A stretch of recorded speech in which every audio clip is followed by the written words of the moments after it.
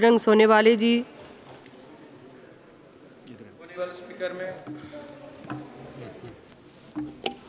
होनेबल speaker में आपने इस देश के लोकतंत्र के सबसे बड़े मंदिर में मुझे बोलने के लिए आज मौका दिया, इसलिए मैं आपको धन्यवाद देना चाहता हूं। मैं महाराष्ट्र के बीड जिले से चुन के आया हूं। जिले की जनता ने मुझे इस मंदिर में बोलने के लायक समझ के चुन के दिया है, इसलिए मैं मेरे बीड जिले के जनता को धन्यवाद देना चाहता हूं। और मैं राष्ट्रवादी कांग्रेस शरद चंद्र जी पवार पक्ष से चुन के आया हूं, जिन्होंने मुझे लोकसभा का टिकट दे के चुन के लाया है। उसका नाम है शरद चंद्र जी पवार साहब, इसीलिए मैं उनको ही धन्यवाद देना चाहता हूं। मुझे यहाँ मेरे जिले के एक किसान का बेटा बोल के मेरी पहचान है, इसलिए किसानों ने मुझे चुन के दिया, इसीलिए मैं किसानों को भी धन्यवाद देना चाहता हूं। आज आप सबको संबोधित कर पा रहा हूं, यही लोकतंत्र की ताकत है, बाबा साहेब अंबेडकर के संविधान की जादू है।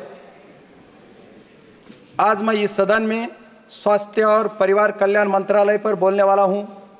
इस सदन में मेरे जैसे बहुत से नए सदस्य हैं, जो पक्ष और विपक्ष और सरकार में से है।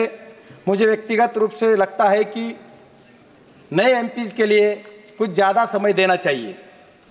थोड़ा ज़्यादा समय दिया तो वो कुछ बोल पाएंगे, लेकिन ऐसा नहीं होता है। मैं बार बार जब से ये सत्र चालू हुआ है, जब से 0 आवर्स 377 और क्वेश्चन जमा करता आ रहा हूँ, लेकिन मुझे इनमें से बोलने का मौका नहीं मिला। आज मेरा सौभाग्य है कि मुझे बोलने का मौका मिल रहा है और मैं इसके लिए आभारी हूँ।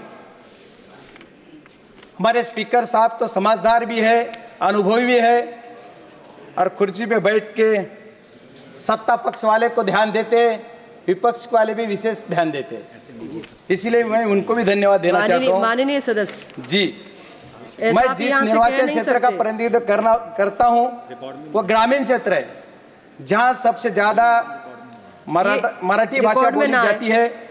इसीलिए मैं निर्वाचन क्षेत्र के लोगों को हिंदी में बोलने, हिंदी में बोलना समझ नहीं पाएंगे, इसलिए मैं मराठी बोलने का कोशिश कर रहा हूँ और मैं मराठी में बोलूंगा। बोल सकते हैं माननीय जी, बोल सकते हैं। हिंदवी स्वराज्याचे संस्थापक, महाराष्ट्र राज्याचे आराध्य दैवत श्री छत्रपती महाराज यांना माझा मानाचा मुजरा करतो। फुले शाहू आंबेडकर, अण्णाभाऊ साठे यांना अभिवादन करून, या देशाचे नेते आदरणीय शरदचंद्रजी पवार साहेब यांना नमस्कार करून, तमाम मराठा समाजासाठी लढत असणारे महाराष्ट्रामधील एकमेव नेतृत्व मनोजदादा जरांगे यांना नमस्कार करून, आज या देशाच्या सर्वोच्च सभागृहामध्ये आरोग्य विभागावर बोलण्यास सुरुवात करतो। माननीय स्पीकर मॅम, माझा बीड जिल्हा हा मराठवाड्यातील, महाराष्ट्रातील एक जिल्हा आहे, ज्याची ओळख ऊसतोड मजुरांचा जिल्हा, दुष्काळी जिल्हा असा आहे। गेली कित्येक वर्ष माझ्या जिल्ह्यातील राजकीय लोक ऊसतोड मजुरांचा जिल्हा म्हणून भांडवल करून त्याच्यावर राजकारण करतात, दुष्काळी जिल्हा म्हणून त्याच्यावर भांडवल करतात। ऊसतोड मजुरांसाठी, आरोग्यासाठी काय काम केलं याच्यावर कुणी बोलत नाही। माझ्या ऊसतोड मजुरांसाठी काम करण्याची खूप गरज आहे। या ऊसतोड मजुरांच्यासाठी महिला असतील, पुरुष असतील, यांना आपलं घरदार सोडून शेतावर जावं लागतं, तिथं ऊस तोडावा लागतो आणि ऊस तोडण्यासाठी त्यांना हातात कोयता घेऊन रात्री अपात्री ऊस तोडावा लागतो, डोक्यावर मुळी, ऊसाची मुळी घेऊन जावं लागतं। याच्यासाठी कुणीतरी काम केलं पाहिजे आणि याच्यासाठी मायबाप सरकारला माझी विनंती आहे की आपण माझ्या बीड जिल्ह्यातल्या या ऊसतोड मजुरांसाठी विशेष काहीतरी अनुदान, आपल्या या बीड जिल्ह्याच्या निर्वाचन ही जी क्षेत्र आहे माझी, याच्यासाठी विशेष काहीतरी अनुदान देऊन विशेष दवाखाना किंवा विशेष काहीतरी का। मॅडम, मला 2 मिनिट दिले, 10 मिनिट आहेत माझ्या पक्षाचे, माझी विनंती आहे की मला बोलू देत, मला विषय माझ्या ह्याच्यावर द्या। बरेच लोक आपल्या ऊसतोड मजुरांसाठी जातात, याच्यासाठी माझी विनंती आहे आपल्याला की आपण ज्या वेळेस सगळ्या गोष्टी करतो त्यावेळेस माझ्या जिल्ह्यातून या लोकांसाठी, माझ्या जिल्ह्यामध्ये आशिया खंडामध्ये पहिलं वैद्यकीय महाविद्यालय आहे.